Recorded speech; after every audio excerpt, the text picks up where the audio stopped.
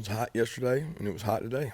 And guys are pushing through it, and it's the way they need to do. It's tough out there because we get a certain number of reps, and I think when the wet bulb gets above a certain number, around 84, 85, it's tough to sustain. But they pushed through. They had probably a better practice yesterday than today, but we'll clean a lot of things up from today and come back tomorrow and start to hone in on it. What's up? Any questions? I know you just kind of you got to go with wherever they schedule games or whatever. What are your thoughts on doing kickoffs? Is there anything you can appreciate about them as a coach? Yeah, my family afterwards. I mean, I get to see them usually. We get more time with the recruits on the back end.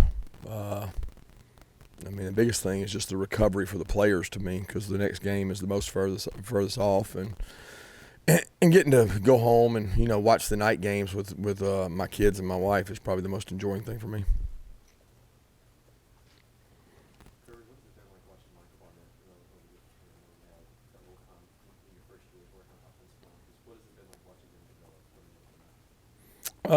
It's been a pleasure. He's a bright kid, works his tail off. He took a role on the team. He played D-line most of the first year, and then he switched over to O-line that next spring and didn't complain about it, and thought it would help our team.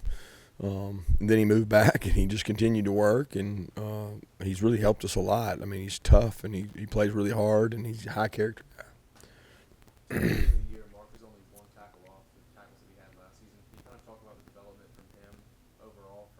Who's that? Mark Webb?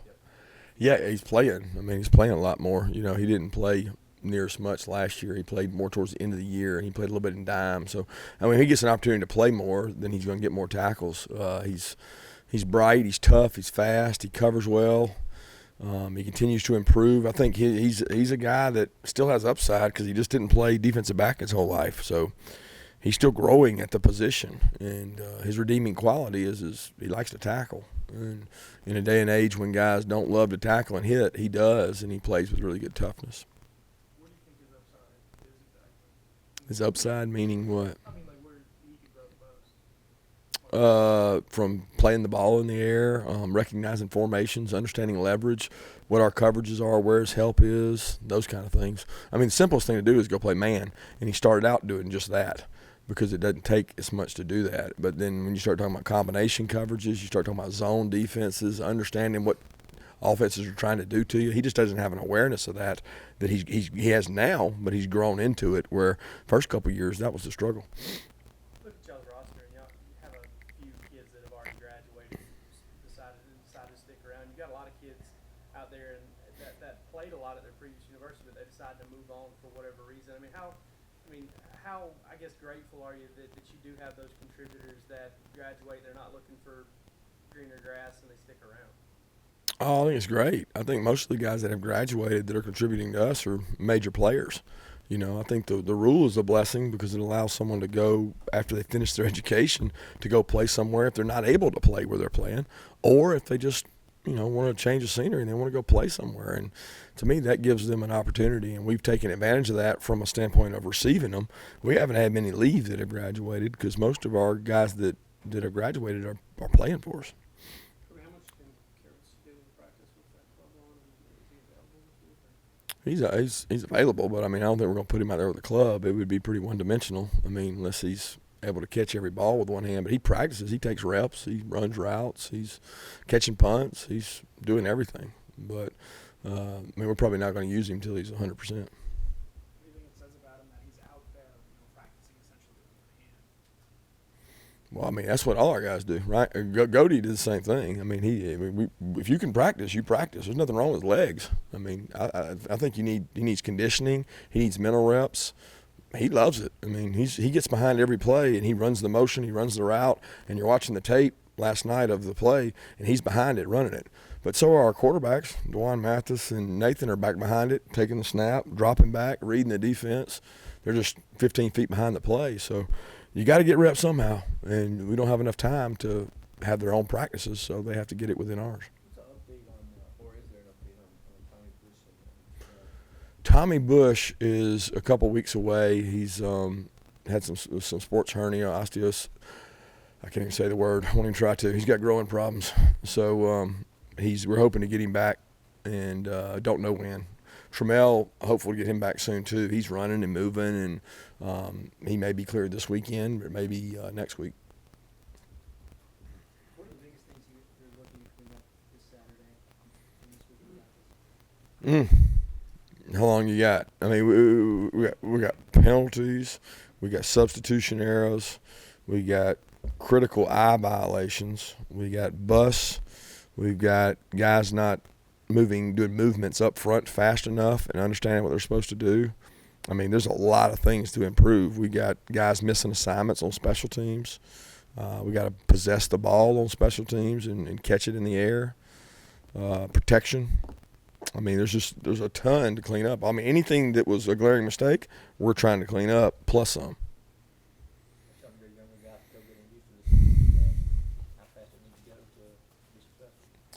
Well, I mean, I think it's on a continuum because they're all. I mean, sometimes they see faster pace in the practice than they do in the game at times, depending on what's going on and where the game is. But those guys just need experience. They need reps.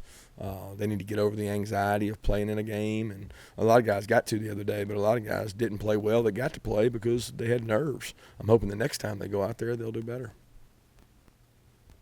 Kirby, I wanted to ask about analytics. I know it's been famous in baseball, it's Moneyball. How much is it used in football? And it does seem you cite numbers a lot with studies and research you do on other teams and trends and such. Yeah, we use it a lot from a perspective of game management, clock management, decision making, fourth downs, third downs.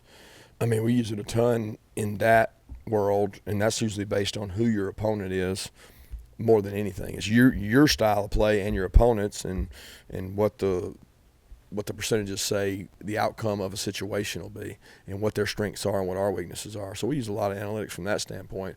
As far as tendencies of the opponent, we have tons of breakdown on that, but that can change. You know, like team playing that maybe they've thrown it on every 3rd and 7 for the last 2 years. You know that there's against you, they may or may not do that depending on what we do. So so much of it is controlled by our multiples and their multiples, combining those. But we use a ton of analytics. We got people that come in and give us a breakdown, and they read through it, and sometimes you use it, sometimes you don't. But it's there. We purchase it. We use a lot of analytics. It's a lot more available, prevalent in the last Oh, yeah. 10 years than it was. Yeah, I don't even remember it 15, 20 years ago. There were some statistics of run-pass percentage, but it's gotten so much more detailed of, what is this coach's likelihood to take the ball or defer the coin toss. I mean, it's everything. So the more information you have, the more there is to look at. What does it all mean in a huge bucket? At the end of the day, you got to do what you feel is best to give your team a chance at success. But there's a lot more analytics involved than there's ever been. I've heard a lot of coaches say that, like 4th and 1 or certain situations of the game, that decision on what you're going to do and that decision is made when you're doing the game plan because you don't want to make the emotional decision. How many decisions do you guys make based on those analytics before you even? A lot of them, but you can't say that what's happened in the game doesn't have an effect on that. So the decision is you like to make it beforehand that this situation I'm going to do this and we're going to do this. But at the end of the day, if you're not running the ball well or you've had 2 short yardages and you haven't done well like the Vanderbilt game, you can't say that doesn't impact your decision as you go forward. Now, a lot of people would say the law of averages are if you haven't gotten them, then you're probably more apt to get it. But I think that it all depends on how you're playing. Are you getting movement up front? Are you having success? How conscientious are you of the scoreboard after last year's college football playoff selection committee outcome? Is that something that matters to you? It really doesn't. I don't pay attention to it. I get so entrenched in the game and the coaching of the players because I want the players that are in the game, whether we're up 1 point, down 10 points, or up 40 points, to feel the same intensity that the ones that are in during the beginning of the game to feel. And I don't get caught up in the scoreboard part because I just want the players that are in the game to have success, especially if the margin one way or the other, up for us or down for us, is out of control. We're not going to ever stop coaching the kids that are in the game because they're all learning opportunities. And those kids want to play good just as much as the ones who played earlier in the game. Coach, I don't know if you saw it last night on Monday Night Football, but the Broncos attempted a 64 Can you give us any idea of what yardage you're kind of looking at when you start to seriously consider sending out Rodrigo for kick? No, I didn't see that. I didn't realize that. I mentioned something to him today about the kick last night and whether or not he thought he could make it. But no, I don't really delve out our yardages because it's a little bit more advantageous for the opponent to know that. So if they know where your field goal line is, then they defend the field goal line. And for us, we have a line every game based on the wind, the weather, his week of practice, but we don't really share it out. How do you feel like you might match up with what they do throwing the ball around with Bayless and Bonner and company? How we're going to match up, we're going to find out. I mean, it's going to be a real test. They've got great wideouts. They've got wideouts at all positions, and they have tight ends, and they're really athletic, and they've given some people major problems with matchups. So I can't tell you how we're going to match up. I mean, I can tell you how we match up each day against our guys, but it's going to be interesting to see because they've got a guy that can spin it, and they've got guys on the perimeter that can catch it, and they have experience doing it in big games and in big stadiums. The balance of running back in terms of, splitting and rotating carries, what have you made of how DeAndre Swift has played so far this year and fitting into some of that rotation? He's done well. I mean, he's put up good numbers, right? And he didn't really have much of a rotation this past weekend. It didn't seem to me. I mean, I don't know how many carries did he have? 6 or 7. So, I mean, that was just the way the game went, and that was, we got up. Once we got up, we weren't going to sit there and let him carry it the whole time. So, it's tale of two games, really. I mean, one game that he needed to carry it more, and one game he didn't. With havoc rates being such a big focus preseason, how have you felt about that through 2 games so far? So first game and better the second game, but, 2 different opponents. Kirby, as long as you've been coaching, have you been a part of the staff where somebody had to cut away for a family issue, like a play kid in terms of, I know you guys are so Dennis Grindstone and long handlers. Do you guys, how much does that pop up where you can deal with that? Yeah, it happens a bit. I mean, it's happened quite a bit. I mean, I've been on a staff where a coach has lost a parent, probably 6, 7 times, and you got to go handle that. I mean, we're human, and a lot of coaches don't want to remove themselves, and they feel like they're letting people down, but they also don't want to have regret. And there's a lot more to life than football, and I think Blake's been a great example of that. I thought he handled it with such class, and how anybody would handle that. I think each person's different, but I mean, Sam lost one of his parents one of the first years we were here, and he got to go and spend time and take as much time as he needed to feel comfortable with it. How's Charlton Ward worked out in the second year? I know you've been working with him for a while now, but I'm just wondering what impact you've seen from him with your defensive backs this season. He works really hard. He spends a lot of time with them. I mean, they come up there and meet extra whenever they get a chance, and he makes it fun for them to learn, and he educates them. He shows them why. He's really prepared in his meetings, and preaches toughness. All the values that we promote, the relentless effort, the press man, the playing hard, I mean, all those matter to him, and he's selling them on our program and our defense. Did you had a chance to talk to Mel Tucker since his game Saturday? I talked to him after the first game, but I didn't talk to him after the last one. I was sending him a congrats text.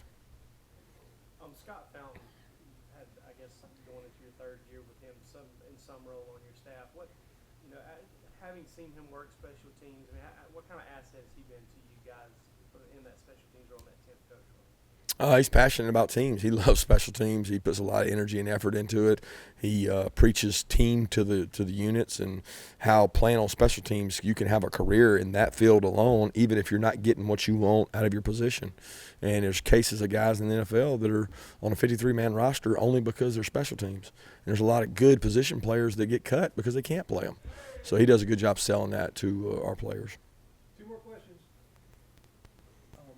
Texas, LSU was talking about not having air conditioning in a game locker room. Is that something that happens more commonly than we're aware of? Can you think of a situation where your team had a diverse situation in facilities on the road?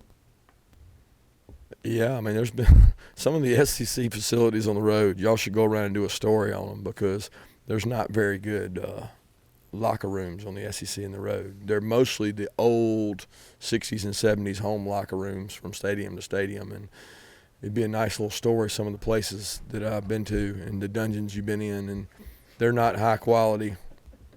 And I'm not picking on other places because it's not very good here. And I've been in the visitor one here, so they're not very nice, and that's just the way it is. I mean, we had to walk a 2 block at Vanderbilt because of a situation occurred. So I mean, things happen and you deal with it. Have you ever gotten the sense that some of the stuff that goes on in that way is a little bit of gamesmanship? I know, like Iowa played their locker room team. I never thought of it that way. There's a couple times we got stuck in a roadblock and couldn't get to the game on buses and thought we were going to have to get out and walk on I-85. But that frustrates you. There's not a lot you can do. There's some things you can control and some things you can't. So thanks.